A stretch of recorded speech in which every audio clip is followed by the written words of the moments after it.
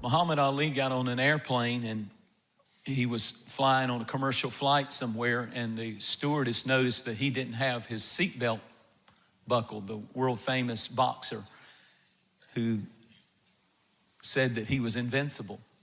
And the stewardess looked at him and said, "Mr. Ali, please fasten your seatbelt." And he looked back and smiled and said, "Superman don't need no seatbelt."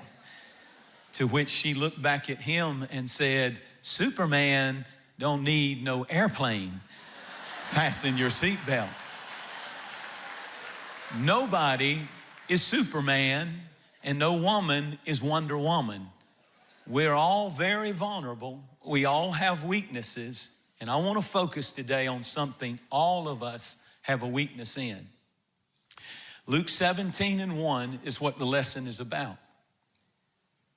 It is impossible that offenses will not come, but woe to him through whom they come. Jesus said it is impossible that offenses should not come to you. It's just impossible for you to live your life. You're going to be offended. Something someone is going to say is going to offend you. It's not possible to escape it. It's coming. It probably already has happened, and here's a news flash. It's going to happen again and again and again. There's no way out of it, Jesus said. It will happen. There's no one exempt. Nobody's Superman. Nobody's Wonder Woman. This one's going to get you. There's no way to avoid it. Somebody's going to shame you. Somebody's going to outrage you. Somebody's going to insult you. Somebody's going to humiliate you. You're going to get offended. You're going to get hurt. You're going to get angry. You're going to get violated. Didn't you come to church to hear this? Your pride's going to be insulted. It is a biblical fact. Jesus himself said it is impossible for you to escape being offended in your lifetime. It's going to happen. And since it's impossible to escape it, you got to learn how to deal with it. Because not being offended is unachievable. It's not doable. There are no exemptions from it. It's going to happen to you. It's interesting that in New Zealand, only a certain amount of the birds can fly. 41% of the birds in New Zealand are flightless. The kiwi, the penguin, and on, they cannot fly. And here's the reason why. There are no predators on the island of New Zealand. They do not have snakes. They do not have wolves. They do not have bobcats. They don't have anything that would eat the birds. Therefore, if there are no predators, there's no need to fly. And when there's no need to fly, you lose eventually the ability to fly. If you go to New Zealand, and I've gone many times and preached, you'll see birds walking around everywhere, and they don't have wings, they have little knobs. They've lost their wings through the generations because nothing ever opposed them. Nothing ever came against them. Nothing ever was a predator in their life. So it's a predator that creates the ability to fly. If you want to scratch around in the barnyard for the rest of your life, then just don't have any enemies and just don't have any problems and just don't go through any offense. But if you want to soar like an eagle, you can, but it's going to require some opposition. In other words, airplanes take off going into the wind. If you talk to any pilot will tell you when they're taking off in an airplane, they want to know which direction the wind is blowing so that they can go into the wind, because it's the wind that gives the airplane something called the lift. Without the wind opposing the wings of that plane, it won't get lift. And it's so important that we understand that 41% of the birds in New Zealand cannot fly because they have never had opposition. They've never had a predator. They've never had a problem. And you'll never mount up with wings as eagles until you go through attack and you go through persecution and you go through being offended. Opposition enables you to do things you could not do had you not had opposition coming against you. It's what gives you lift. It'll make you lift your prayer life. It'll make you lift, you'll run to God. You'll mount up with wings as eagles and fly to God. And if you don't have the opposition, you'll stay right where you are. God intends for the winds of contrary opposition to take you higher. They'll make you fly to God. Now, what was taking place in this story in the Old Testament in 2 Samuel 10 is this. David was king of Israel, and he heard one of his old friends, King Nahash, had died. And he thought to himself, he's been kind to me. He was always kind to me. He was a good man. So I want to show some honor and be kind back to him. And I know his son is taking the throne. So as a gesture, like we would do here in America, if we heard a president in some other nation had died, we out of respect the president himself would go, or he'd send his vice president, or he'd send some high official to show condolences and to show and hopefully give some comfort and share and say we care enough to send representatives on behalf of America to grieve with your nation. Well, this is what David was trying to do. He was trying to show kindness. So he sent two of his mightiest men in his army to go to this foreign country. The children of Ammon, the Ammonites, their king had died, and his son was taking the throne. And when they got there, someone had gotten into the young prince's ear and said, do you really think that they're coming to show comfort to us, to show respect and honor to us? They're not coming for that. They're coming to kill. They're coming to spy out the land. They're measuring the walls. They're trying to figure out, they're here spying this place out. They're getting intel that they're going to take back, and they're noticing where our weaknesses are, and they're going to invade our city and take our city. They falsely accused them, and the Bible said that this prince ordered that half of their beard be shaved off. I'll explain how of a humiliating thing that was. And then that their skirt or their robe be cut off all the way in the back up to their buttocks to expose their rear ends. How humiliating. Half their beard cut off. I think it's funny whether you do or not. And they, do you want me to illustrate? And they cut off, and they're showing it's like spanked babies. I mean, these mighty men, for the mighty men, it probably would have been better had they beat them up or stabbed them or wounded them or cut them. But to go home like this, to go home totally humiliated, half of your beard is gone. And on top of that, your rear end is showing, and you spank baby, go home, and they're humiliated. I'm not sure they would have got a lot of sympathy from other Bible characters. I doubt Shadrach, Meshach, and Abednego would have been very sympathetic. We got thrown into the fiery furnace, and all that happened to you is you got a little trim to your beard and you're showing a little underwear. That's not persecution. You ought to go through what we went through. And maybe Daniel would have said, my goodness, that's nothing compared to what my enemies did to me. They threw me in the lion's den. But they're going through it. The Bible said, they leave that place humiliated. The cutting off of the beard in Middle Eastern thinking, and still to this day, was distinction and honor and maturity. Like in the Middle East, they were tampering. When he shaved half the beard off of these men, they were tampering with their rank, with their identity, with their pride. They sent them home like children, humiliated, who they were. A token of their authority had been cut off, and now they're showing their back parts are exposed. How humiliating. And it all happened doing the king's business, doing exactly what they were told to do. If you live for God and you seek to do his will, you will find yourself wounded doing God's perfect will. No one is exempt from it. If you get in a church like this, you will get wounded. Isn't that beautiful? Wow. Sing in the choir, you will get wounded. Usher, you will get wounded. Park cars, somebody's gonna flip you a bird. You will get wounded. It's doing the will of God. Somebody's gonna roll their eyes. Somebody's gonna talk about you. Welcome to life.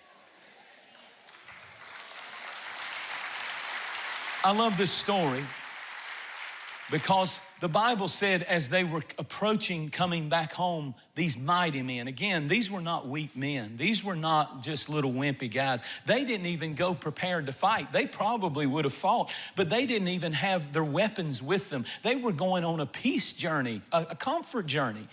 And now they're coming home humiliated. They're looking at each other and about to come home to their hometown. And David hears what happened, and he sends a man out and says, don't let them come into the town. I don't want them in the town circle to be humiliated and the other people and the other mighty men to see them. Tell them instead to go to Jericho. Now listen to this.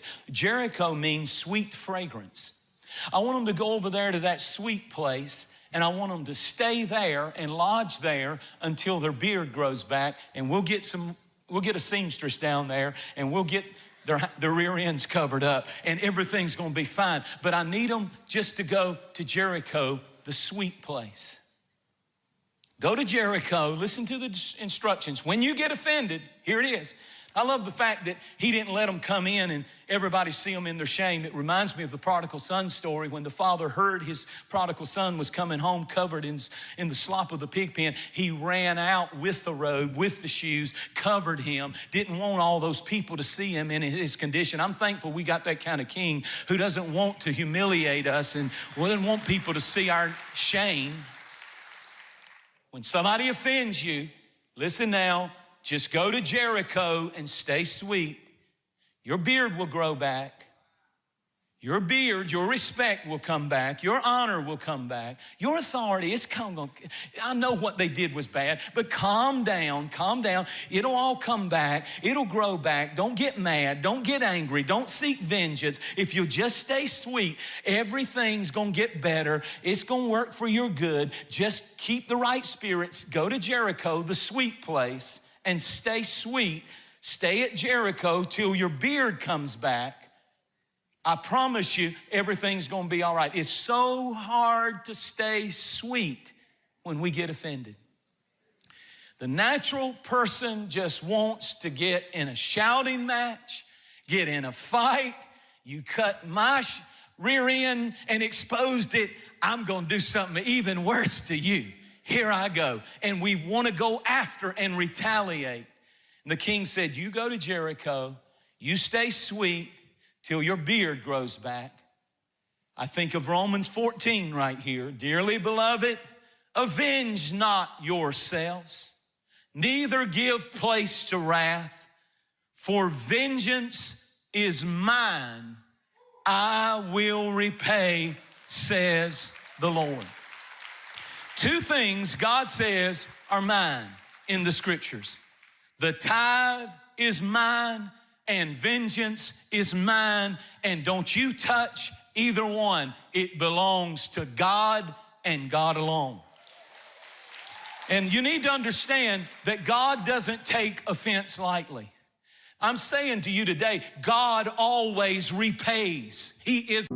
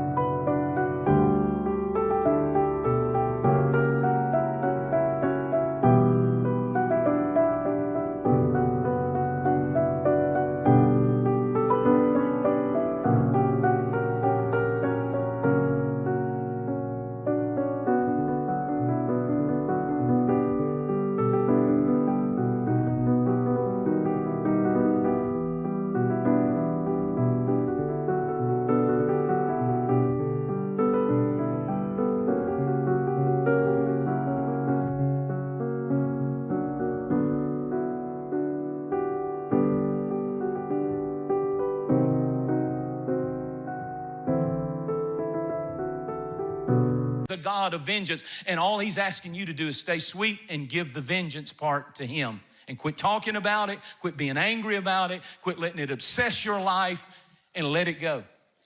Woe unto them that offend. Exodus 25:13 said that the Philistines, listen to this, they work by revenge with old hatred. Do you know how many families it's old hatred? Because they don't even know why they don't like each other and why their side of the family don't speak to that side of the family. It's old hatred. And the Philistines were always working by revenge out of old hatred for the Israelites. And I'm saying to you that if we don't watch it, our families can become like the Hatfields and the McCoys. That generation after generation after generation, there's this fighting stuff going on. And at some point, we need to go to Jericho. We need to shut up about it and let God deal with it and move on. And I want to close with this. I want to talk about unforgiveness for just a moment. When you get in a place of offense and unforgiveness, it's like a tumor. It's like a tumor of unforgiveness. You can act like you don't have it, but everywhere you go, everybody else sees it. You look like the hunchback of Notre Dame, but you act holding your Bible, praise the Lord. And when you get the tumor of unforgiveness, here's the reason why people say they can't forgive. I can't forgive and get rid of this, and it's big and it's uncomfortable and it's sore. Ow. And sometimes when people touch that part of your life, you overreact because it's so sensitive, and your children touched it and it wasn't what they did. That's been there and it's gotten infected. And every time somebody does something, you're fighting with your husband, but it's not about that argument, it's about that. They touched that. You're fighting with your children, but they touched that. And the reason that people say they can't get rid of the tumor of unforgiveness and offense, they say, number one, I can't forgive them because what they did to me is too big. Well, it looks like that's why you don't want to get rid of it. The bigger it is, the bigger the thing you carry in your soul. This is what you've got going on if you could see yourself spiritually. And the bigger the offense, the more you need to get rid of it. Well, time will heal it. I'll just ignore it and it'll go away. You'll carry that the rest of your life. It ain't gonna go away. You're not just gonna wake up and it's gonna fall off in the shower. It's gonna be there. Well, I'll forgive when they ask me and say that they're sorry and tell me they're sorry. Then I'll forgive. Well, notice that they're at Six Flags and you're going around like this. And you're waiting on them to come ask you before you get rid of this that's in you? Last one. I'll forgive, and I would forgive, but I know what'll happen. They'll just do it again. Well, that's a huge incentive to forgive. If they're gonna do it again, that just means you're gonna have another one over here.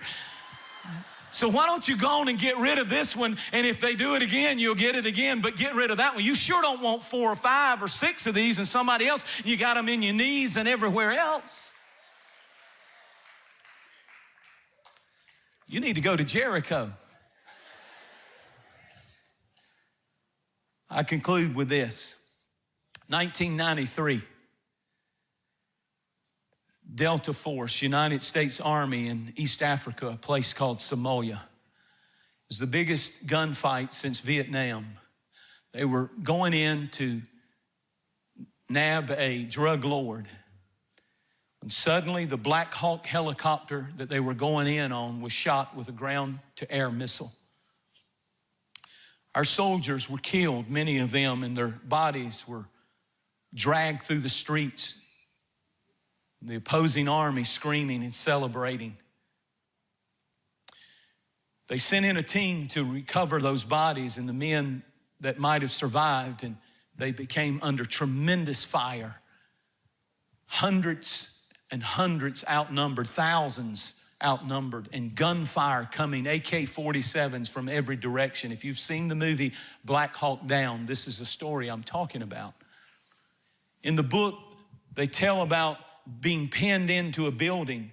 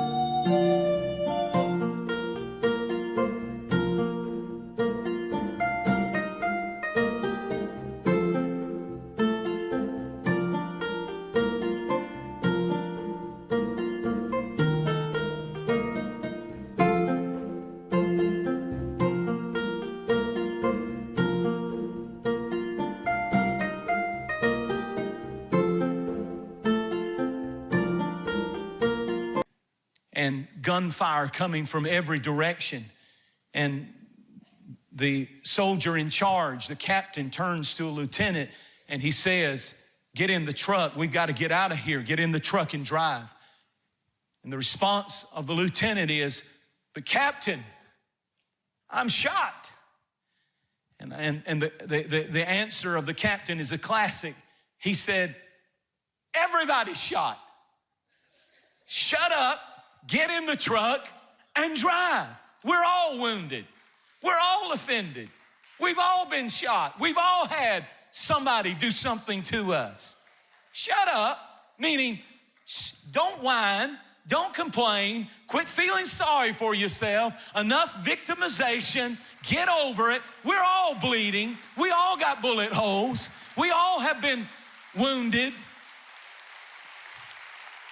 John 16, Jesus said, "In this world you will have tribulation." We're all shot. Shut up and drive. We don't quit. We don't draw back. Proverbs 24:10 says, "If you faint in the day of adversity, your strength is small." I love that verse. If you quit when the gunfire's coming, when everything's being hit all around you, that's when everything in us says, "I give up, I quit, I'm done, this is the end, phooey on this."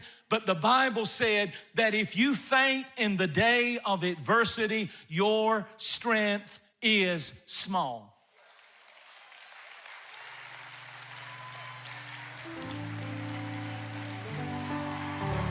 Stay sweet. Go to Jericho. If you don't know where to go, I'll tell you where to drive that truck to. Go to Jericho. Stay sweet. Stay kind. People rip you off. People steal from you. People do you wrong. Don't get bitter. Don't get angry. Don't get hate-filled. Go to Jericho. Watch God if you'll stay sweet. Watch God. Watch Him defend you. Watch Him bring revenge, vengeance like you cannot imagine. When you do the right thing, the struggle is real, but so is the blessing. I want you to give God a great praise right now. In your tribulation, gunfire going off, stand up on your feet, lift up your hands at every campus. Lift them high right where you're standing. Come on, lift your voice. Don't get quiet. Raise your voice and say, "God, I'm not quitting here. I'm not dying here. I'm not licking my wounds here. I'm not giving up. I realize that even the opposition is giving me lift. It's going to raise me up. It's going to cause me to go to a higher place. I'm going to mount up with wings as eagles. I couldn't get there without the opposition. Wow. It's the opposition that brings the revelation. This kind of message is what we need.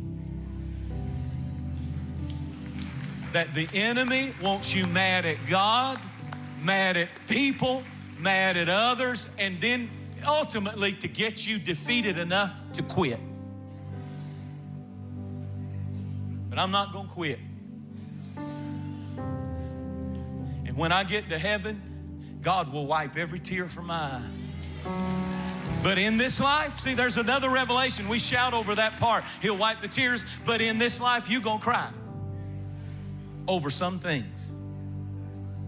But God one day will say, you remember that? Watch this. His hand will wipe every tear from our eyes. Wow.